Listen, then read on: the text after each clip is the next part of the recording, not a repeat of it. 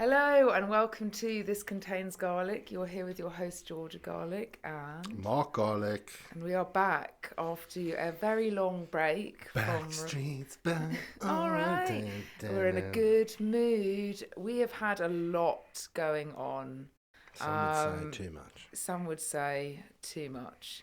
Had a few mental breakdowns in between. I'm Minty joking. bees. A few minty bees, but I'm not Gen- joking actually. As the Gen Z refer to it. As I definitely have not had Just a a brat cash. summer. I have had Just a breakdown casual, summer.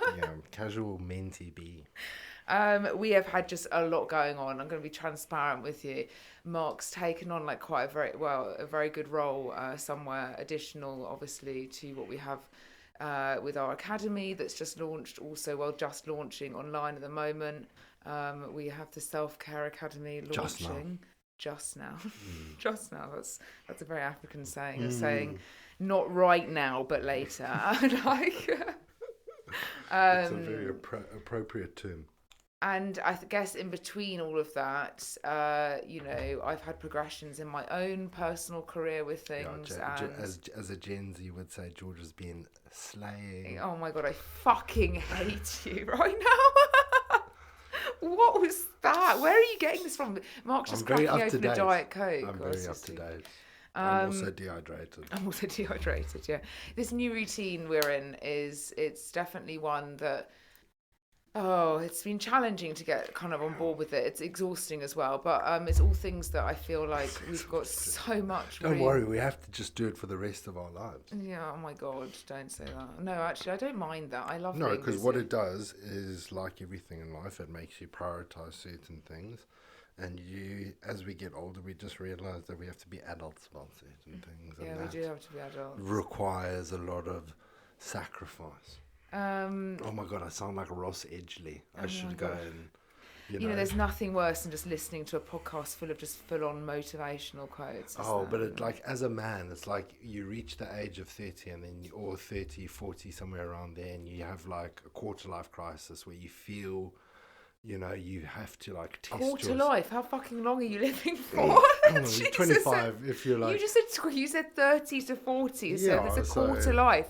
I'm talking to myself. I'm gonna be at least 110. Oh my God, that's such nonsense. You just blew your calf this morning.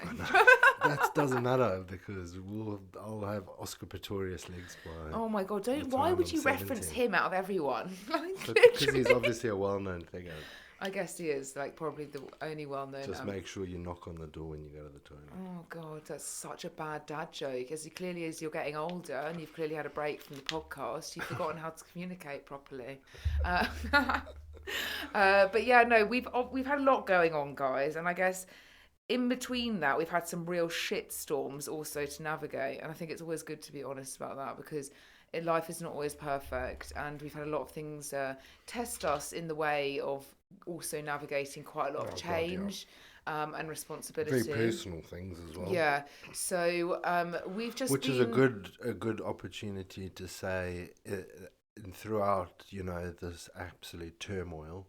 We've been very consistent with our training and our self-care because we are amazing. We prioritize it. Okay, well, we have, and I genuinely just want to highlight just how important it is to like look after yourself in the moments where sometimes you just can't control what's around you and what's going on. And it's like the only thing that you have control over and to look forward to, and to be able to just take 60 minutes or 90 minutes or however long you go, just like to park everything else to the side that can just literally wait for an hour or a slot or whatever. You can focus on yourself, and then it just allows you to adapt to that.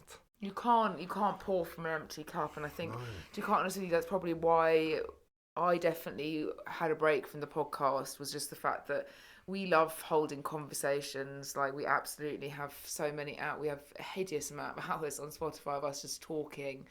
We've never once had a guest on here either. So to have that many hours of talking, I mean, it's a talent, obviously. But like, I think, sometimes it's just when everything's going on around you and you're not really sure how to communicate it and you're not really sure how to navigate it yourself yet. Sometimes best just to stay silent. And I think in a world where, you constantly have to announce things and tell people things and communicate things, it can just feel almost exhausting when you just sometimes want to take yourself and just be like, I'm literally like a strength and conditioning coach. I'm like a nutritionist, and yeah, I literally change people's lives, of course. But like, what the fuck? Like, why do I have to deal with all of this? Why do I have to tell everyone all the time? And and a lot has changed, and we are quite poor at communicating, especially in times of stress. So we had a bit of a break. Do you know what I mean? And I think we're going to come back with full force. And what's even more exciting is we have also employed a team to help us to get the podcast even more successful as to where it actually got to. Sure. So you can actually hear more snippets outside of actually listening to it on Spotify of what we're obviously covering on here. Because obviously we've got a lot of aims for the podcast, but we still want to bring it back to what we always have spoken about, which is obviously health and fitness. And today... Shout out to Brian. Shout out. Man like Brian. Man like Brian. We'll do that because he'll be editing our podcast. Yeah, man like Brian. Hi, Brian. Edit yourself into a clip. Yeah. On another note, we are today talking about a topic which I feel is exceptionally important to talk about if you are somebody that explores online coaching services or kind of just wants the online help in the fitness and health industry. So a lot of the time, I very much feel that a lot of coaches will spend a lot of time talking about, I guess, their own journeys, okay, and their own elements of things in order to engage or to share their form of experience with either a large or a small audience. But what we find a lot with this content, and has been, especially as it's got progressively more sort of video content and talking and all of this being shared consistently every single day, there's a need for something new, that there is a constant drive for people to be in fat loss phases. And I am of the opinion, and I think same with you, that a fat loss phase is something that is a phase. It's not something that is dragged through for your whole life. And it's also not something that you need to be repeating multiple times a year, if not, a couple of times a year, if not at all. A fat loss phase, if done right, is lost, and then you maintain where you get to and you build a better body in the process afterwards. It is not losing 6 kilos, putting it back on after enjoying yourself for 8 weeks, back in the fat loss phase, losing 6, back into it. Because I'm seeing this a lot with online influencers. And, as I was saying, like these influencers, there is a very big difference in our industry of those that coach people and have a mass amount of hours of experience in person with people, understand what people are like. And then there's the people that did creep online, and some of them did exceptionally well, not to bash anybody, but like they went online throughout COVID because they found exercise as a way of navigating their mental traumas of some degree throughout that time, and they became some sort of success. But to keep themselves relevant and to keep themselves experiencing these things, they use themselves, I guess, as the method to do so. So you'll frequently see, like, especially, people say, oh, I've put on, 5 kilos in the last 12 weeks because I've been enjoying myself. So I'm going on a fat loss phase. And so they'll go on that for the next 8 weeks. That gives them enough content to show you what to eat in a calorie deficit, all the foods I eat in a calorie deficit to stay lean. It keeps you, obviously, because everyone's essential goal and the demographic essentially is weight loss. So the more you can have content geared towards that, it just makes a content creator's life that much easier when they have the structure of knowing I'm going to post my training in a deficit, my eating in a deficit, my experience in a deficit.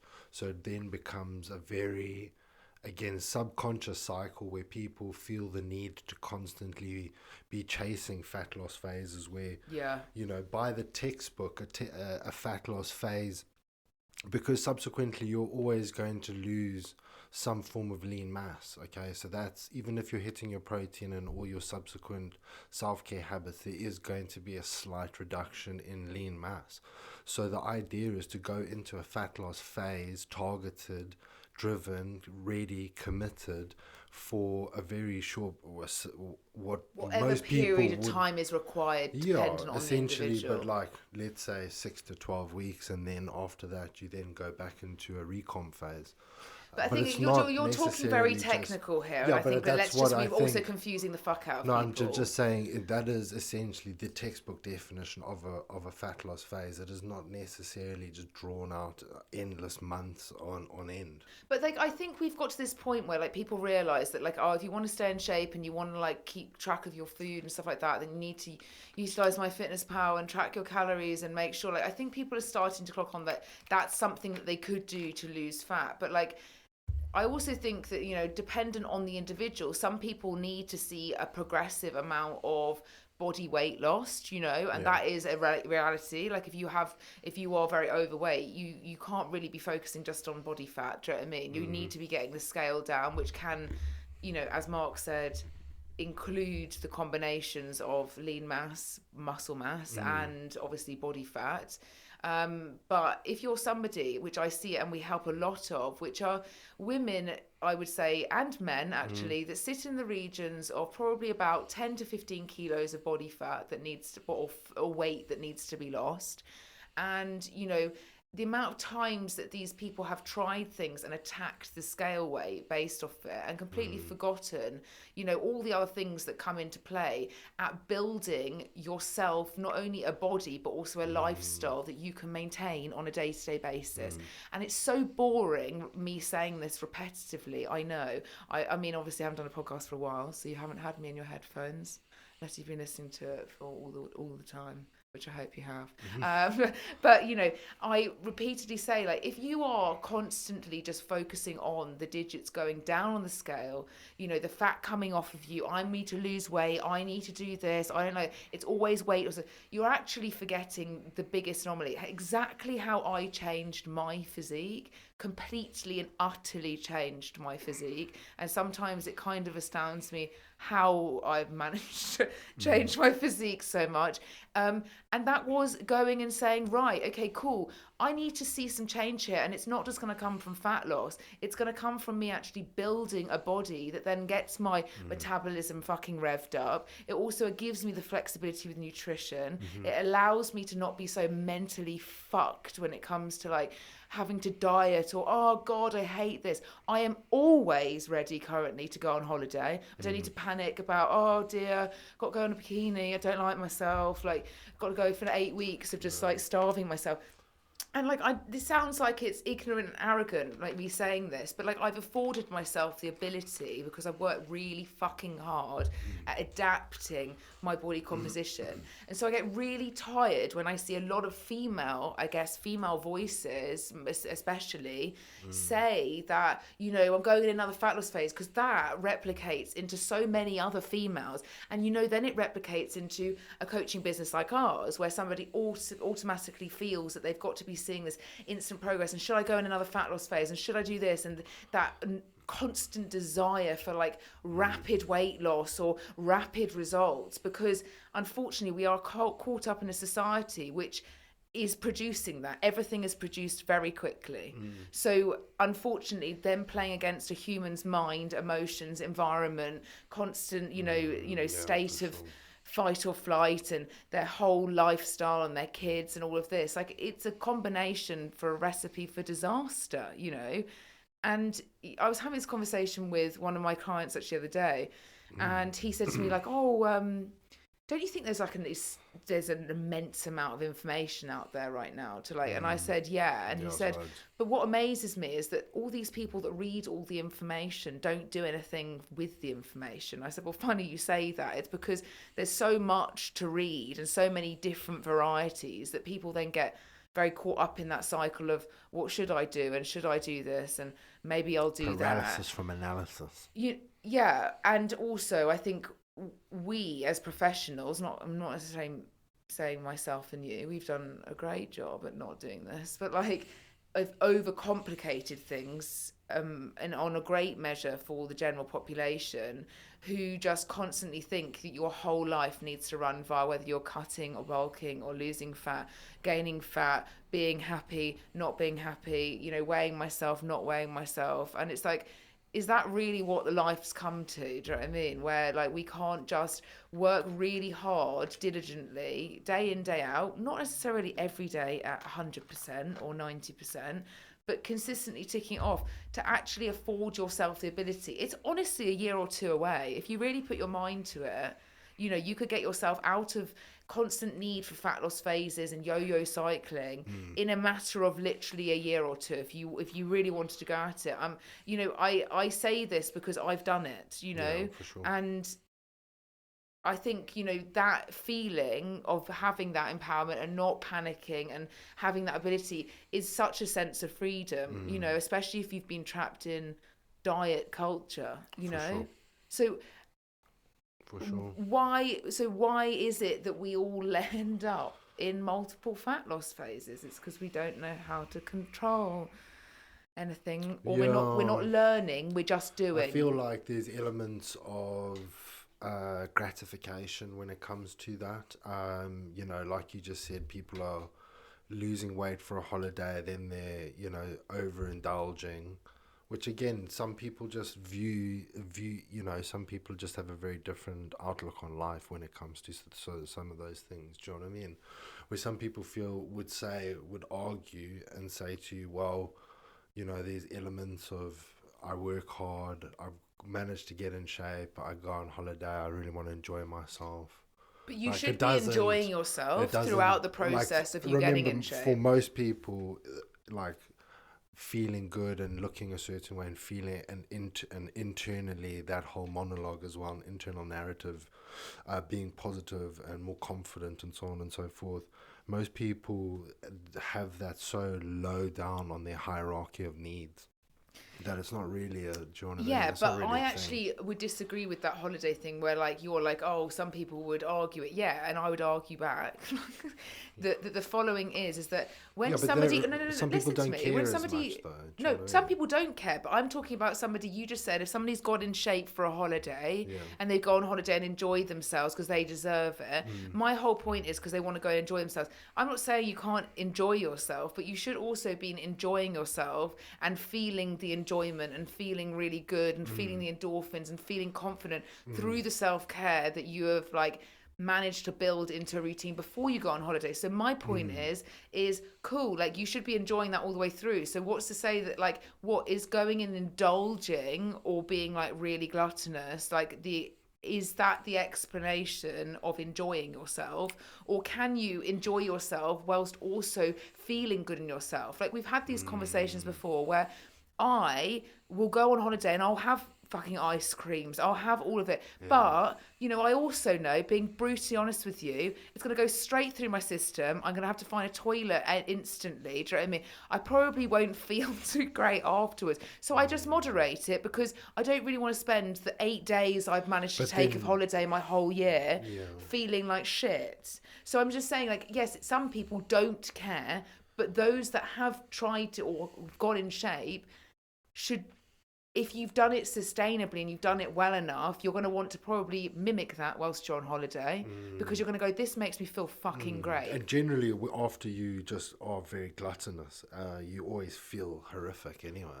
Well, anyway, in any sort of change and environment, that prompts you to then go, when you then are pumped with the algorithm of the influencers that are driving that constant cut bulk cycle. And it's because they've got to start a challenge, or they've got to do a... Then it starts to resonate with the individual because the individual is living the lived experience of having gone on holiday and just gone... You know, I don't see anybody... I don't see any female, genuinely, I'm saying this off the female part because I don't really engage with male... with male fitness people, to be quite honest with you, unless they're an educator. Well, I don't engage with any female ones, but the ones I see, obviously, because obviously I get pumped that because I'm a woman. But the women I see with relative muscle mass, like a decent amount of muscle mass, like who might be, I don't know, maybe they're not competing, but maybe they just, I don't know, they lift frequently.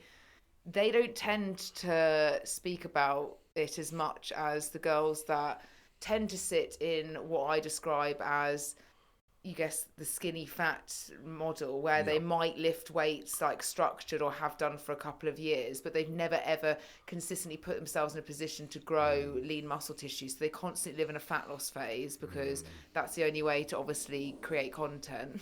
And, you know, and actually their body composition is no better for it. Those are the girls that talk about it all the fucking time and will always come up with a new thing for another thing. And this exercise is the best, and this is the best thing, and this is the best. It's just like, oh my God, like, let's be honest. Like, I know it's marketing, but like an overnight oats recipe with protein is not that revolutionary. You just hit it right on the head, because it is exactly marketing. It's not your traditional. But it's now mimicked into and structured. It's not how you would, if you had experience, how you would coach clients, or how you would present that type of information and narrative to your own audience. It would be very, very different. But because they lack experience, actual experience from coaching people on a day-to-day basis, do you know what I mean? Nobody has that person's WhatsApp number and in constant contact with them, you know, troubleshooting the person's day. Do you know what I mean? They might have a group, but they're not necessarily going to have. Yeah, but like it's not but necessarily being directly comparative to it. But no, these people don't necessarily have. We see the effects when people are like, for example, we saw a big effect, especially in the UK. Actually, it happened like UK, Australia were probably the two that were like the ones riding off of this quite a lot, but like Hyrox, do you know what I mean? And we've spoken about this when Hyrox became a fucking thing that every woman needed to do to be competitive in some sort of weightlifting and running, and realised that like that's just the way it is. And they saw loads of Hyrox athletes pretend that they did Hyrox all the time, and they didn't. They fucking strength trained consistently and then just went and did a ski erg occasionally, do you know what I mean? I'm sorry. When we saw that uprise in Hyrox, which I'm not against the community, but I did see girls push each other over, and I did think, don't be bitchy, do you know what I mean? This is like netball vibes, do you know what I mean? Like, this is like, I was like, you know what I mean? These Hyrox events are not like, oh my God, girls, love you. It's like, fuck you. Like everything in life, the whole narrative of women being inclusive of one another, and then in reality, it's like pulling each other's hair. I know, it's so bad, isn't it? Like some women do, like I would say that some women definitely have complimented me, but in my life, women look at you like if looks could kill, you'd be dead. Yeah, they like stab me and like tear women my heart look at you with faces of utter disgust. I know, it's crazy, isn't it? Especially if they're with their spouses or their husbands. Oh yeah, well that's not my problem. Because the husbands generally fucking tongue is dragging on the ground. Oh Mark, can you stop? What? Obviously, because I walk slower than Georgia, so I'm walking behind her from like a good 3 to 5 meter distance. So people don't necessarily would assume that we could be together because the distance is quite. I just can't keep up with her, and just the way people stare at you, the way people, especially men, obviously dogs. Oh God! All of them. What dogs? Do dogs look at me? I wish. Like, literally, I wish. I'm gonna have to heal my calf up and then pay for a boxing instructor. You know, you have to get my hands sharp. It is, I will say, just as a side note, and I've had this discussion, I think a lot with you, but also I think like with clients that have known me for fucking ages and stuff. It's a weird thing, the position I'm in right now. Like, I can't describe it because I've worked really fucking hard I'm a product of what I love. That's literally what I say. I don't bodybuild to compete. I haven't got the body that I'm in, the physique I'm in now for like competed. I'm not going to be able to sustain it. Whatever I create right now, I can maintain. But weirdly enough, I've managed to get myself into like abnormal, I guess you could say, shape. Very abnormal. Yeah. And I have to say, from coming from somebody that used to be incredibly overweight and now the complete opposite in the sense of both ends of the scale, I always used to say that the saying like the elephant in the room, because when you were very overweight, and especially when I was very overweight, it wasn't really socially acceptable. No. It almost like people always used to look at you. You used to get like, you know, it was always commented and stuff like that. And so, now I'm on the other end of the scale, and literally, I have men coming up to me saying, "Can I feel your arms?" I've got don't say that. People every day. Like why did you say that? Mark, literally people. You've just said it yourself. You know what people do. Yeah, but it's obscene, to be quite honest with you. So creepy. But what? And do you want me to go down the worse route? No, do you know what I mean? don't. Like, it's gonna stress me out. I just get stared at the whole fucking time. And I almost feel like, oh my, and I genuinely mean this. It's really like, it puts me in a position where I feel so awkward. I just start laughing. Like, it's like people stare at me. And when I'm obviously in London all the time at the moment, like it's constant. And I just find it weird. But then I realise this, and I'm being brutally honest, it's maybe because I've just got myself into a position I don't just quite understand how. Like, as I say, I never live in the past, or like sometimes I don't really live in the present. I'm always living in the next thing. And that's just something that I've always struggled with. But maybe I haven't really registered how hard I have worked and how much dedication I have put into being where I am. And it hasn't really matched it. But all I'm saying is like, that's a constant. I had this when I lost a lot of weight as well. I constantly felt I was still like the size that I used to be, and like that people still viewed me as that. And I always had to tell people when they met me, oh, I'd lost loads of weight, in case they thought that I was still fat. And like, it's all these things that psychologically you do. And it is weird on the other scale. Like, I just didn't think it was anything like this. I remember when I first got with you, and Mark was obviously more was bodybuilding then. Like, so you were like in that, you was still in that, the phase. You were you were so lean, the lines, the V lines to the willy. I'm joking. Oh my god. Did you know about it? You fucking know. So thirsty. Oh my god, so thirsty. You were so thirsty when I'm quite thirsty now. I'm gonna have a Diet Coke. Yeah, I'm not this that room's thirsty. quite warm.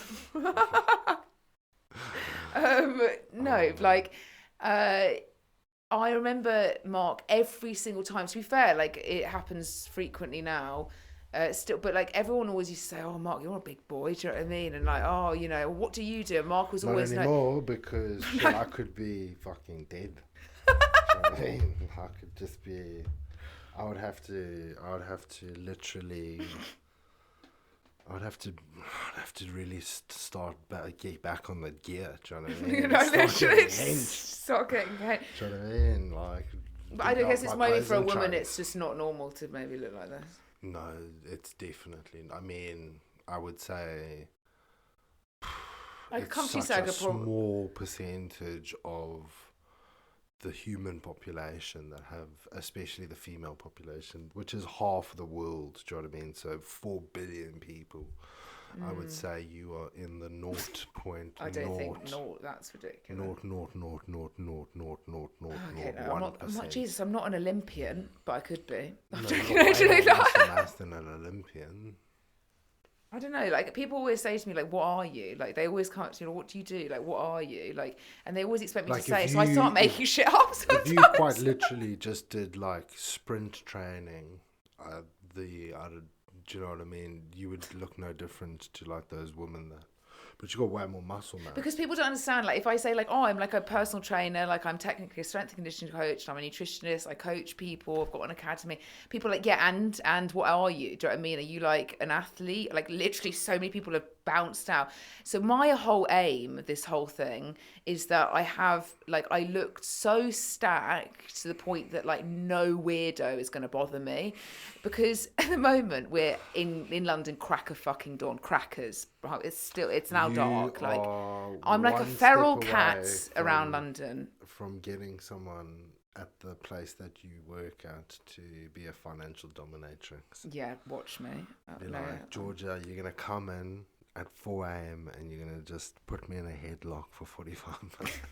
No, but my whole aim is that because as a woman, it's fucking petrifying walking around. $7,000 an hour. You don't realise, but like, because I've got apart from being obviously in a hedge fund in the time, I'm still like around and about being mobile training clients. So it is like a feral cat, like, you know what I mean? Just like in the street. So as a woman at those times in the morning where I'm talking like early, like, and I'm literally either with, sorry to say, Eastern European like builders or like crackheads, like fucking crackheads, days. Or like people pissing themselves or like vomiting in front of you. I think we could literally have a whole podcast about the crackheads in London. Especially near Victoria London. Station. Christ. Oh my days. At that time, oh my God, it's awful. It's really sad.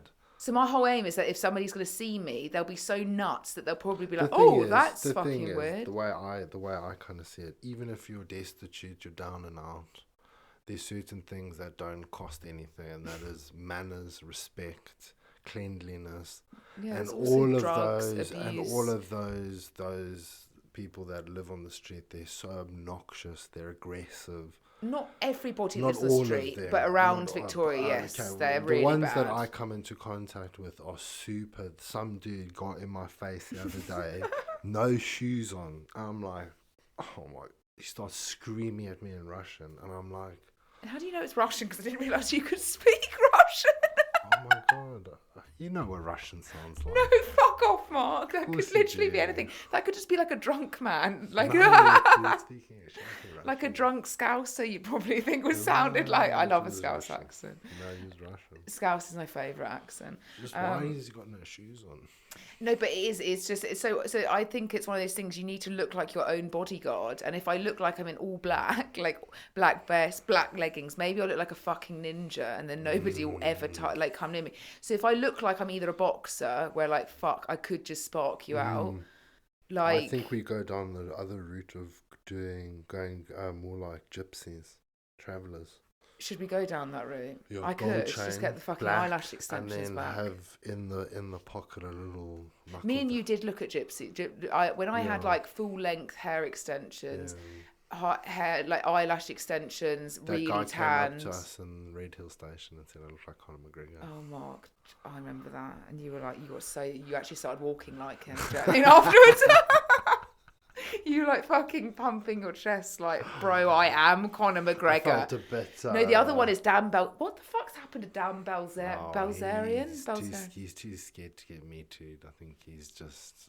He is not okay. He's laying low. He's not got tits flying in his face on Instagram. That's so weird. I don't know if anyone knew who Dan Bilzerian was, but Mark used to get called like he looked like Dan Bilzerian. And I remember there's that one on Harbour Island in the Bahamas. There was that photo where you did look like Dan Bilzerian. Yeah, it's not a good because you were also in the Bahamas and he goes there a lot. Oh, I can't wait to go back to the Bahamas. And he had a pet goat, and there was a goat in the picture. Oh yeah, he did have a pet goat, didn't he? Alongside many pet women. That's so. If that's not like trafficking, then I don't know what is. No, it's absolutely not. It's called girls that are thirsty. Like, don't ever underestimate that all girls are trafficked. Having that much fanny around you is not healthy. I'm sorry. What? Because of just like the amount of bacteria. No. It's not healthy. The pH levels are just unbalanced. No, like one man and 15 women. It's weird. Can you imagine just being climbed on top of by like 15 people? You just and if they stayed around each other long enough, their cycles would sink. And oh no. What, the period? Fuck. Could you hear that? Oh my days. No, he probably cycles out in an agency. He's probably like, right, these girls are not good. They're probably on the pill. Like, don't think that those girls are going to be wearing those itsy bitsy. Men who like fanny that much, they need to be written down on a list. I think they probably are on a list. It's unfortunately, like, seems like most people are written on a list in the UK. Healthy. Like, no, it's just not healthy. I know. And do you know what? I was reading in the news, the whole, I was going to talk to you about this. In the news at the moment, there's a woman who has come forward and effectively said that she doesn't want to be anonymous because if this can help anybody and anything, then she wants to be able to like face it, like face on. But it's a woman whose husband was arrested and put in jail about 4 years ago when he was actually caught taking photos, or upskirting, I think it's called, where you take photos of women's up their dress or up their skirt. And that's when he was arrested. And then when he was arrested and they were going through obviously all the criminal records and stuff like that, they went to his house and searched his house and they found an immense amount of video footage that was all like scheduled in like under abuse and like all these different words. No, don't laugh. It's disgusting.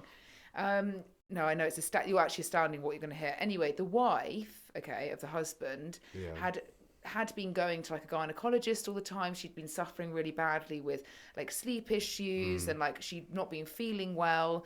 Anyway, it was found out that all of this footage, was of the husband who had drugged the wife, remember this woman's like 71 now, okay? So into context, this happened between 2011 and 2020. Yeah, like your mum's age, okay? Oh my God. He drugged her at dinner, okay, with either tranquilizers or sleeping things to the point where she was effectively like a dead corpse. And then he had profiles on places that effectively were like where you could go and rape like women that were unconscious.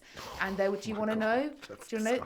I think there's about 92 men that are up for rape. And that is the most repulsive fucking thing to even hear. Do you know, all you would need to do is just take that dude and just shoot fucking him. Do not even shoot him. Why don't we go and gang rape you? Do you know what I mean? No, don't waste everyone's time. Take him out the back, shoot him, and then just... Shooting's so much easier. That's way too lucky. Let's just get it over and done with. But the woman came to court and has obviously been in the news like, and I just was reading the story and I just thought, Some people are so twisted. No, it's not that. Some people. Why is it like a lot at the moment? Like it seems I know. I think what it is just we've got we sadly have a fetish for stuff like this. We find it highly entertaining and amusing. Please don't put we. Not we. I mean collectively as a society, we as a society find it grossly entertaining. Hence the reason why, if any kind of story that could literally, be the most gruesome thing you've ever heard, because it just goes from one. It just seems to just get worse and worse. It's the accessibility of the communities that can be formed online now, because the reality is this is where these men or women or whoever groups of people are congregating online, and because they're festering, and it's literally communities to do this. Their websites set up to do this. It's absolutely, and I don't think it's even dark web shit. I think it's actually things that you just wouldn't know about if you were just a normal human citizen. We need to go and speak to your uncle. We're going to start a division. Oh my God, you're making because he works in the government. We're gonna just have a team of people, an elite team. We can even do it on Netflix. He works for terrorism. And we'll just have a team of 20 elite SAS, and we'll just snatch these people. We'll have a list of them. We'll find out who they are. You snatch them off the street and just make them disappear. Yeah, I mean, you don't need to make a whole scene about it and blah blah blah. Just when they're sleeping, take them, put concrete boots on them, throw them in the Thames. Well, they'll float up in like Richmond or something. Go and put them in. Fine, as long as they do. Go and put them on a billionaire yacht somewhere in a water spout. You know what I mean? It's sorry. It's such an effective. Like, we don't need to just go through the whole rigmarole. If you're on a site willing to rape a woman when she's unconscious, then come on. I just have no, like, it was the same with that whole Holly Willoughby thing and the case with that and the communities and the people he was talking to. And he was actually talking to an undercover police officer, hence, FBI agent. Yeah.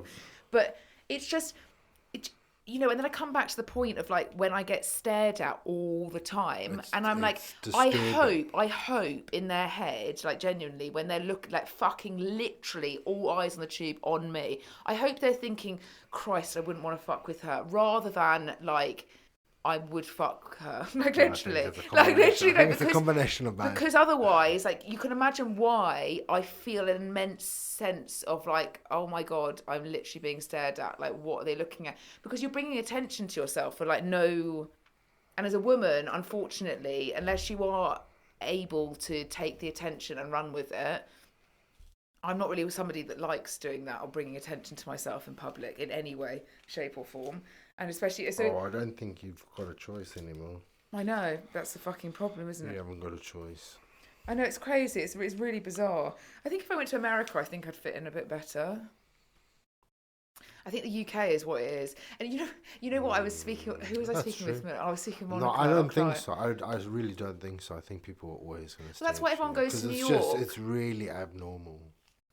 Just to have that. Again. No, I genuinely believe that if you went to America, you would see so many more like and then fits. You go to the Gold's Gym, and then everyone that congregates there. Yeah, then you'd feel shit about yourself because you'd be in Gold's Gym like, oh my God, I'm literally nothing compared to this. So, again, but no, again, I'm not. I don't. No, but again, the UK is not necessarily historically known for having the best body composition. Let's put it that way. Well, let's be honest. It's got because when have I not been honest? It's probably got one of the worst body compositions. If we looked at places like Wales, Scotland, we are a really, really unhealthy nation of people, like ridiculously unhealthy. And again, coming down to those fat loss phases, again coming down to the things of like Ozempic. If I see one more advert that starts with, I know that weight loss is so hard. Here's how it's going to be easier. Do you know what? You should go through that fucking hard, because you need to take responsibility for your actions as to what got you in there in the first place. Otherwise, no matter what drug you take, you're never going to learn your lesson. You're always going to be fighting against it, because as much physical change as you make, if your mindset doesn't catch up with you, do you know what I mean? You know, you're always going to be fighting a losing battle. You need to fix the root cause, especially because, again, you then become very dependent on constantly being on a weight loss drug. Which is not good for the long-term side effect. Because, again, surprise, surprise, what happens when you stop taking it? You gain it all back again, so you may as well just knuckle down and. Well, on some sides, they're seeing actually people have like no appetite at all. So that's probably on the worst scale, because then what you're going to be like completely. I've seen a lot of emaciated. I have seen quite a few women that have said that when their leptin and ghrelin re-regulate, they go through periods of insane. Periods of being unable to be satiated, and then obviously overeat and then start to regain weight again. So this is really interesting. But so the other day I went to... then obviously haven't weightlifted through that process and have lost a lot of lean mass, so end up in a worse position. But it's not just weightlifting that's going to produce that, because the same with Ozempic, you still need to be eating, like if you were in that level of loss, do you know what I mean, i.e. fat, like body mass loss with a drug like Ozempic, like there's just no way you would be in a position to complement it with strength training. The reason being is you're never going to be in the environment capable to build lean muscle tissue when you have a weight loss drug that is seeing that much rapid weight loss. Yeah, sure. It's not a slow, sustainable approach. It's rapid. It comes off fast, and that's the problem. So no matter how much weightlifting you do throughout something like Ozempic, you're not in the environment to be able to grow muscle mass. You're not eating, even if you're eating food, or even if your appetite's less, you're not going to be eating enough fuel to be able to build lean muscle mass. So it is one of these things where I wish more people would realise, especially the younger women. I'm talking to people, in consults who are maybe like late 30s, early 40s, who have maybe like 12, maybe 15, maybe 16 kilos to lose, and their thought process is solely coming down to, oh, well, I'll just go on Ozempic, or I'll just take a drug that gets where I lose it. And I'm like, the reality is you have 10 or 15 kilos to lose out of this journey. Do you know how possible that is? And also the time length, if you applied yourself, as to how, you could actually see those results of your own hard work, of your own doing, and actually feel satisfied and rewarded from that. It would be probably the same length of time, but you'd be better off with the actual end result from it. But it is this worry where people just think that maybe it's the only option now, and because it's in my opinion, it's so lazy. Like, unless you are clinically, when we talk about clinical obesity, unless you're clinically obese, so somebody that I guess absolutely is on the last. Yeah, there's a time and a place. The last resort to. But it is getting overprescribed to individuals that historically don't have a weight loss issue, because of the trend and just because of the financial gain from it. So when I went to get a mole removed, random, anyway, and I booked in to go to a plastic surgeon to get it done in London, and funny this, let's go back to the conversation of what men say. So Mark came with me in the waiting room. I go in, I'm literally getting it removed, like consulted and removed. I've never met the doctor, but I'm doing it on the same day. So I walk in, and the first thing that comes out of his mouth is, Jesus Christ, you're in phenomenal shape. So I was automatically like, I thought you were a medical fucking professional. I'm paying you like a lot of money for this. Like, I really don't need to feel awkward. So then obviously the whole conversation changes. You know what I mean? Like it from just looking at it, it changes. You know what I mean? It's not about George's mole getting removed and let's do blah, blah. It just goes on to ask me a million questions. What do you do? Are you an athlete? What are you doing? Blah, blah, blah. So obviously I lay out what I do on a day-to-day basis and that I help people and whatever. And he says to me, oh, this is interesting. He said, oh, well, what's your thoughts on stuff like Ozempic? And I was like, well, what's your thoughts on it? And he said, well, I do think it's very useful for those, you know, that just can't really move around that much and, you know, get around. And I said, sorry, like, are you literally excusing, do you know what I mean, the fact that people, like, don't need to move on a day-to-day basis? I said, 1 second. I said, how long did it take you to become as qualified as you are right now to go and remove things, cut people open because he was breast reconstruction, all of that, you know? And he said to me, well, it was 9 years with and some specialists. And I said, okay, and did you at any point at year 2 think you were capable, do you know what I mean, with no ability or no learning or no, like, you know what I mean, to get to the position you are in now? No. And I said, well, it's exactly the same as effectively saying to somebody when it comes to their health, do you know what I mean, that you don't need to work very hard to get anything, and you might as well just have it really easy. And actually it's an excuse for the fact that you're unable or unwilling to move, do you know what I mean, go and get some steps in, go into the gym, go and do this. So what a drug should excuse like a habit. I said, like, if you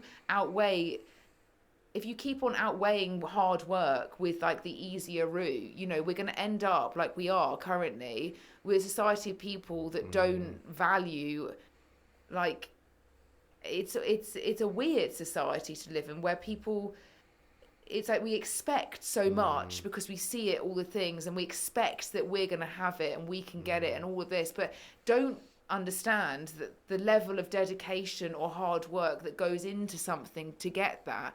And I think that there is no other feeling like going and doing the fucking work yourself in a weight loss journey and coming out the other side and feeling like you have actually accomplished something of your own, and actually understanding you've taken responsibility for every element of your lifestyle and you've got yourself to that position. And so to have medical professionals say, do you know what, actually it's really good to effectively encourage people to take a drug like this because effectively we can just excuse them from not getting up in the day. And I said, well, no, because I work with corporations. And I said, do you know how many people of the age range of like 45 to 60 that we work with whose health is on the floor? I was like, you know, these are all age ranges that we're all working towards to get to, so that we retire and suddenly we're all really comfortable. But I said, like, we couldn't be in a more uncomfortable position at that age right now. And I said, it's only going to get worse if we have people like professional medical doctors who aren't even and I said to him, like, you can't outweigh a drug doesn't outweigh the mental side of things, the things you've gone through to even be in the position of potentially needing a drug to lose weight.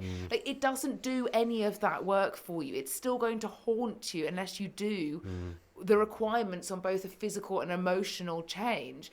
And the thing is, though, medical doctors don't see it as anything other than, I'm getting paid to sell a pharmaceutical drug here and I'm on a commission-based thing and you're just another one on the tally, so I can sell it to you because guess what? This is the easiest and the best route possible for you. And yet never, ever take into consideration the long-term health implications it could have on somebody, or the fact that this is not the alternative. This is not the alternative to just doing harder work, i.e., I have piled on 30 kilos, 40 kilos, 60 kilos. I mean, I've been in a position where I've lost that. So I to listen to people thinking that it's not capable of losing it, like, it is. Like, it is. You're so capable of doing it. I wasn't a magician back then. I didn't do anything fucking spectacular. I just did what was needed to be done to get me into a position where I'd lost the weight. But to kind of excuse this, I just thought, you know, how can we have the people that people trust the most? Unfortunately, people trust the most, which are doctors, outlaying this as the hierarchy of needs for somebody's health. Like, it's worrying because I speak to a lot of people, you speak to a lot of people, you work alongside a lot of people that are, you know, within the medical, you know, whether it's physios, osteos, all these things that are on private health insurance and these, and I sometimes wonder, like, is anyone trying to get anybody better here, or is it just all just a game of like commission? Because I generally don't understand what some people do on a day-to-day basis, other than just try and make money based off somebody's vulnerabilities, but never ever get a solution. Like, I think it's bizarre. There's an element of wanting to help people. I think that is at about 25%. I think a lot of it obviously is driven because some people are obviously self-employed. You know, some people have practices that require to, you know, reach certain targets like any business because they have fixed overheads and so on and so forth. So there's a very strong element of everything where, again, I think it's like every service. You could, you know, have a really good nail technician, you could have a really bad one. You could have a really good eyelash lady, you could have a really bad one. I think Mark, there are I'm not I think there are some. Every industry has got complete fuckwits. Yeah, but our industry is in control, not of somebody's nails. Do you know what I mean? Our industry is in control of I appreciate health. that. But there are some the people that we have worked with or collaborated with that have been fairly good. What are you talking about? No, but I'm just saying that have comparable mindsets to like wanting to see the best for their clients and but unfortunately the same as what I see in the standard of coaching, whether that's in-person training to online training to what people get given to what, like, that whole, it's really, the standard is so low. I don't even know. God, let's be real. It's really on the pits. Like, it's very difficult because it makes it very challenging to gain, you know, any authority alongside like-minded individuals when you don't necessarily have. Do you know what I mean? Like, because we're not physiotherapists, for example, it's very challenging to then. Because again, people have a very strong appeal to authority due to the certain titles people will hold. Yeah, which is bullshit because then we'll necessarily go, well, you know, that I wouldn't necessarily agree with that, or I would, you know, have a very different outlook on certain things due to a more macro view of how the human body works. So again, it's very challenging when you go up against something like that without necessarily going through that whole route of. Yeah, but I'm sorry, but when it comes to the general population, like, whether or not you might deal with athletes, for example, sporting professions, and that's very different when it comes to a physio. Like at the end of the day, most people need to be getting stronger, fitter, and healthier. Like, there is the truth. And no matter what you're diagnosed with, no matter what the problem is, no matter whether it's this, that, or that, it's always going to come down to 3 or 4 things, which I say all the time. 1, move your body frequently, get stronger, build lean muscle tissue so that you can hold yourself up when you're 90 years old. 2, eat a healthy, please be balanced in your diet approach. 3, please don't drink that much alcohol, and if you can, just moderate your smoking. Do you know what I mean? That's whether you're having heart surgery, or whether or not you've broken your arm, or whether or not you fucking got Botox. No, that's a lie. Botox will tell you not to do any exercise. But, like, you know, like, all of these things, they say, it always comes down to you need to exercise, you need to eat well, and just please be really careful on all those recreational things. Moderation. So when it comes to a physio and a general population, you should be finding a solution, not a recurrence. And I, unfortunately, would say that I come across far too many people that are in the physio far too often, do you know what I mean? And have never been given a solution, are going round and round in bloody circles. Because and then you go and see the standard of what they take. Oh, you need to do some strength training. Come on, no. You need to do some strength training. But what is strength training? Can I tell you, when you put your ear to the ground, you'll hear a very distinct buzzing sound, and that is the fucking MRI machines in London. scanning all the fucking Bupa patients and all the people, the private healthcare people.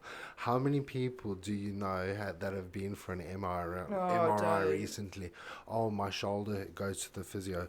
My shoulder hurts. Okay, well, instead of doing an assessment of the joint to give you an understanding of why that is going to be the case and then subsequent exercises on how to improve that, let's take you for an MRI because we're getting a commission on that somehow.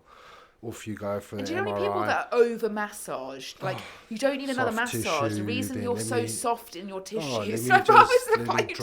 Let me just dry needle the fucking, the same muscle. As, oh my God, like I've got clients who, like, they're maybe mid-50s and obviously have not really catered or looked after their health that well, and now are and being more consistent with it, and like will go to the physio, okay, and then be like unable to move because the physio or the osteo has just gone and cracked them into oblivion. Do you know what I mean? And like that's way too much for people that don't have any subsequent structure to their body. So if you've got no muscle mass at all really, and you've never prioritized that, you don't use it, you lose it kind of situation, and you get to a position where you're ridden with aches and pains, usually that's a sign of the fact that you need to build muscle and to get better joint mobility and better range of motion through different movements of your body.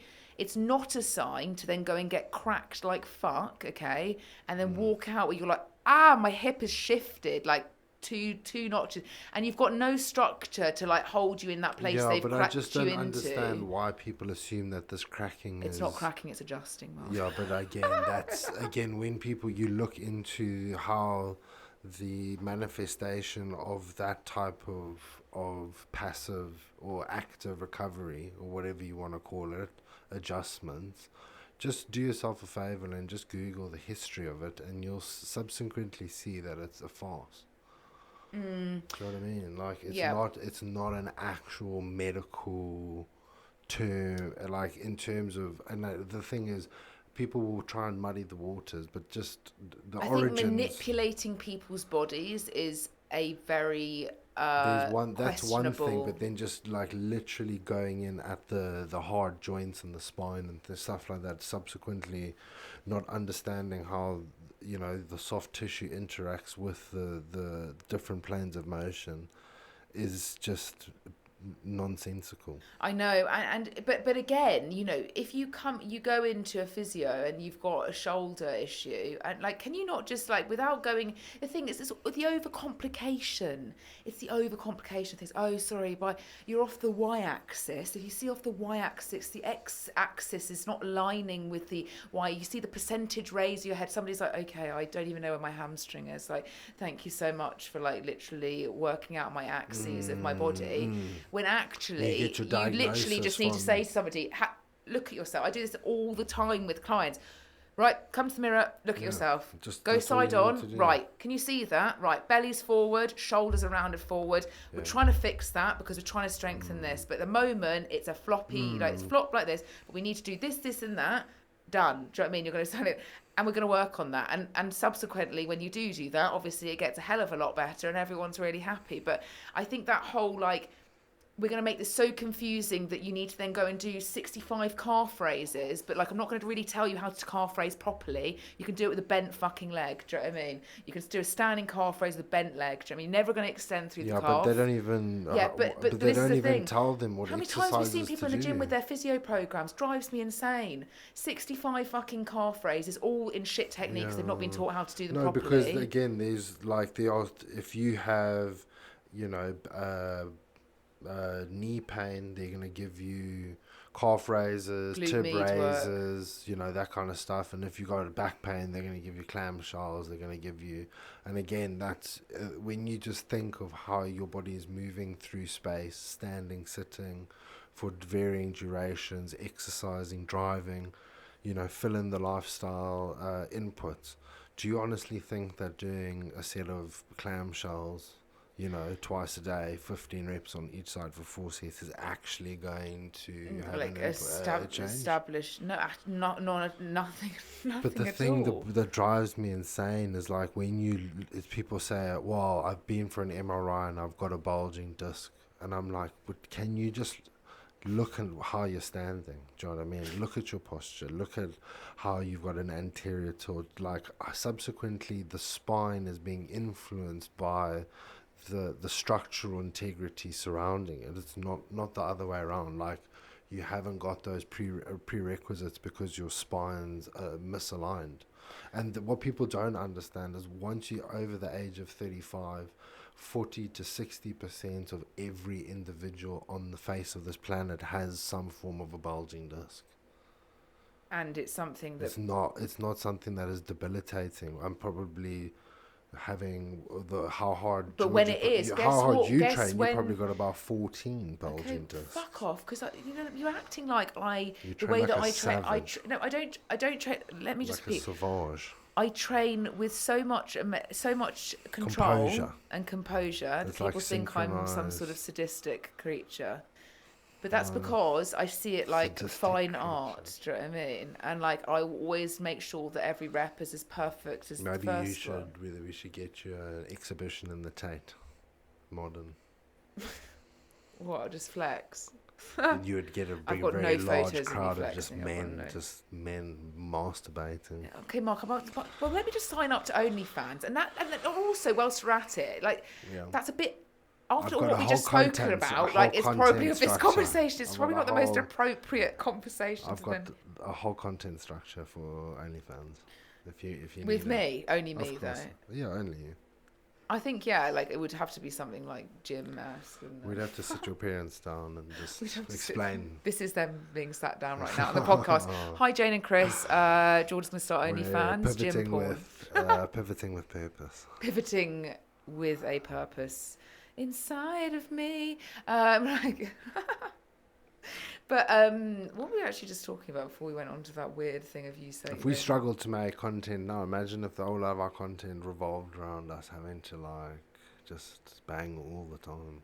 I don't know. I can't think of things. I could think of worse things to do, but... No, but oh my God, that's so nice, everyone. My husband loves making love to me. I can think of worse things to do. Very just romantic. No, you're fucking not. We'll do a very... We'll do a very romantic one, which is just straight missionary all the time. Mark, can you just stop? Because people do not need to know about this. There's us, we don't really communicate much. But here's us communicating on oversharing. We're going to overshare. Do you know what, though? Coming back to... We're going to go a bit of a full circle back to what we were talking about High Rocks, because I think that was quite relevant, not relevant to the fact what we were just talking about. But... You see cycles of life, you know what I mean, come round. And I don't really think we've got the High Rocks floating around that right now. It's calmed down a little bit because people are so injured they can't continue. Yeah, because the periodization of it's so off. I'm sorry. I really love the fact that people move their body, but not... That's all we're asking. Do some posterior chain stuff. Stop throwing a ball up a wall. No, it's fine, but just do it with... And also just understand that... Just do CrossFit. To get better at any of that, I just need CrossFit. No, just do CrossFit. That's all High Rocks is. It's just people that are just terrible at CrossFit just do High Rocks. That's so rude. That's not my opinion though. That's the opinion of that's the opinion of CrossFit people. Who said that? I see CrossFit pages making fun of High Rocks. Yeah, because they say it's the watered down version. Yeah, so that's not my opinion. I don't have an opinion. Again, I just want to clarify. I'm very happy that people move and express themselves. Yeah, whilst we just shit on it. I feel very media trained. Literally. And Mark, can you please retract the statement?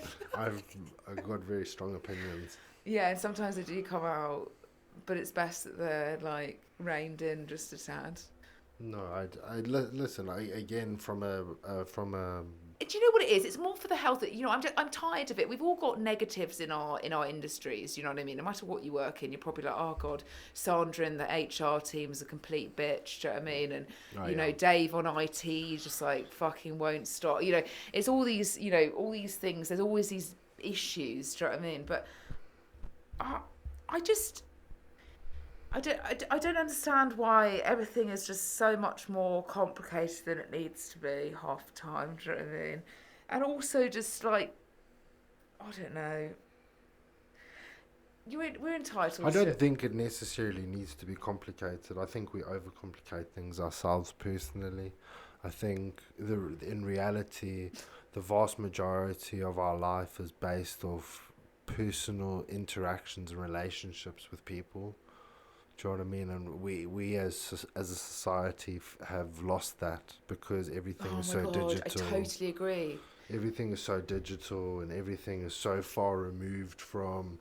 I was talking about this the other day with a client. Like, you don't necessarily... He's 53 years old, so he's in a generation where he sees his uni mates through 2 or 3 times a week. Still, they go down to the pub, they do X, Y, and Z. You know what I mean? And he's talking about his daughter's generation where they predominantly communicate with each other on social media, and how she keeps in contact with all of her friends through Instagram and so on and so forth. And then I asked him, how many times does your daughter actually meet up with her friends? And he looked at me and he went, never. Yeah, because and actually, weird enough, I was speaking to a female client of mine who is similar age range to me, and she made a comment where she said,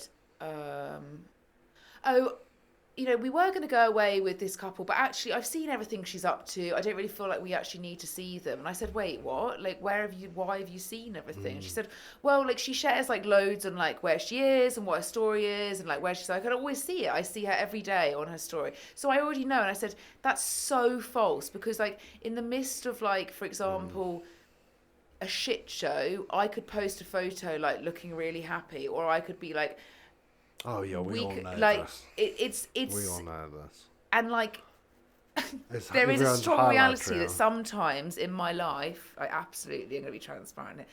There's been moments where I've been like literally in a full mental breakdown applying to like really like high-end clients, do you know what I mean? Like just fucking like, yeah, it's fine, everything's good, do you know what I mean? Just like, yeah, great, I'll see you tomorrow, do you know what I mean? Whilst I'm like literally in a full mental breakdown with like tears rolling down my eyes. Sounds good, perfect, hope you've had a good day, do you know what I mean? And you're just holding it together. So obviously you're only ever going to see me like thriving online. Why would I go online and cry? I'm not one of those, do you know what I mean? So it's that whole force. Like, I remember I said it was one of my friends was like to me, oh, should I come and see you in Bristol? I was like, what? Do you know what I mean? I don't live in fucking Bristol. Yeah, she's like, oh, I thought you were in Bristol with your parents. It's like, yeah, just because you go to Bristol doesn't mean I fucking live there. You see one photo. Like, oh, where are you? I'm like literally around the corner from you. Did you even know? Like literally. And it's like that whole... We all know everyone's shit. Yeah. And like, especially I find it even more hilarious with close friends on social media, because I'm one of those people that I'm always in people's close friends, because I'm like I'm obviously a G. Gang. And like, so a lot of my clients are in their close friends, and a lot of my friends are in their close. And so like a couple of my friends like will post like weird shit in their close friends, like thinking like it's like a sort of telepathic, like you're going to look at that and go, oh, well, she's got a new boyfriend. Do you know what I mean? And I do know, I'm always right. Like, I'm like, but I don't know, it's just a weird thing. We don't really have any connection. And that's why especially this year, we've always been in-person trainers with the reflection of our online service being like mimicking. If you couldn't train with us in person, you could get just as good, if not as amazing, online with us. And I think that's where we've always really been as business. Sometimes we've been a little bit different, but our business has been based off of in-person work and like really, really like getting to know people and navigating their lives and like being part of their life. And so I think that's the reason why this year, I think we've definitely sought that back to where we want it to be, because it's a very prominent part of what makes us like thrive a little bit more, is that client communication and that understanding of people and them knowing. And that's also the reason why we were like, look, like we've had an amazing online business run for, a good amount of years now, actually. And some parts, especially COVID, it was definitely running more 100% of our life along with virtual training. But it is one of these things where, you know, we want to, with the online community, start, obviously, which we're doing our first workshop on the 5th of October, and there's only about 4 tickets left. So if you're on the email list, you'll receive the option to buy them. But we're bringing in more lifting workshops, more nutrition workshops, so that we can bring our online community a little bit together. Yeah. Because we've got such a good group of like-minded individuals of all different ages and similar-ish backgrounds of, I guess, everyone's kind of got the same agenda of like wanting to prioritize their self-care. And I think that element is, if we got all of our clients together in a room, I think everyone would really get on well with each other. I think that we've always built that. Like even when we had our own gyms and stuff, met people and stuff like that. I'm quite confident that people would genuinely. All I'm saying is that me and Mark are like the best little black book of contact. We are, in the sense of our client, we'd be able to mix. I reckon, like a mixer, like one of those. A mixer. I would love to get to the point where we hire that gaff in London. No, the one that you know, the one Wellington Arch. Yes, Is it Wellington Arch? Yeah. And you didn't know about that until I told you, because I wanted to rent it for an event that I was doing at business school. It's not actually that expensive, but I want it, and it only fits 40 to 60 people, which is probably perfect actually. And it's the top of Wellington Arch, and you can rent the top of the room, and you can change all the lights of Wellington Arch. Like, it would be insane. 3 colours. What colours would you pick? Maybe we should just do this. Pink and green, Self-Care Academy. Not red, yellow and green. What, like Rasta? That looks like a Rasta, not Zimbabwean, do you know what I mean? Then people Rasta. might think that we're just all smoking ganja. We might be. If people want. Give them the green light, literally. But we are bringing the workshops to life in beginning of October. That's the first one, and we hope that it will be a great success. It's going to be fun. Yeah, no doubt. And then we'll be definitely hosting them on repeat. To bring people together, whether or not you're part of our community or somebody that just wants to learn under our academy for perhaps a day and to pick up some good old knowledge. Yeah, I mean, we're going to be going through some very vital stuff that will definitely upskill and upscale people that attend. It's for beginners, intermediate and advanced, so you're going to learn something no matter what. It's for everybody. And it's not just, it's very much going to be run through, like, we're not the type of people that are going to make you sit and watch a board for ages, like, we want to be practical, we want you to learn, we want you to do, we want you to, like, pick it up. So it's very much going to be like a functional lifting, like, workout workshop. So, with absolute all personal help, we're keeping all numbers very limited on the workshop, so that myself and Mark have the ability to actually train you, and to fix your technique if required, or to make you feel more comfortable in movements. And the whole aim of these workshops is then when you go back into the gym or you're training at home or wherever you're training, that you remember these lifting techniques and you refine your movements, and then overall that will obviously build your confidence in training.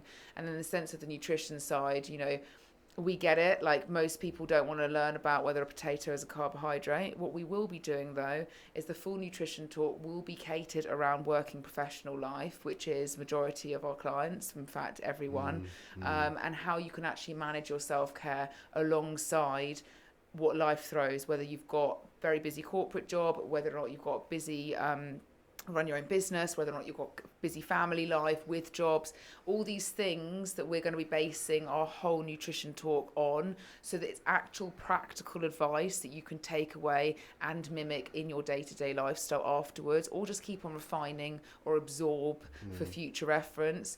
It's really important that we dive into nutrition in that way, because if not, you're not going to be interested.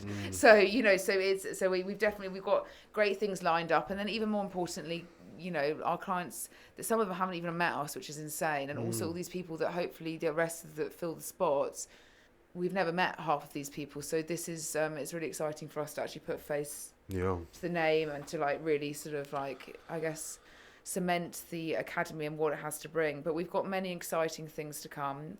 we have got a team on us telling us that we will be getting a podcast out once a week. We are being accountable to that with the midst of everything that's gone on. But I'm glad we had a little bit of a break because we feel refreshed. We've got some really good topics that are going to be spoken about. With the hope of some expansion perhaps in the new year, next year, in some guests if we can. We're wanting to have some conversations with some people, but it's not all to do with our industry, but a good take on how you can manage, obviously. But no, next ones, we've got some really good podcast conversations coming up, so make sure you stay tuned. Thanks for listening today. Thanks, guys. And we will speak to you soon. Bye. Bye.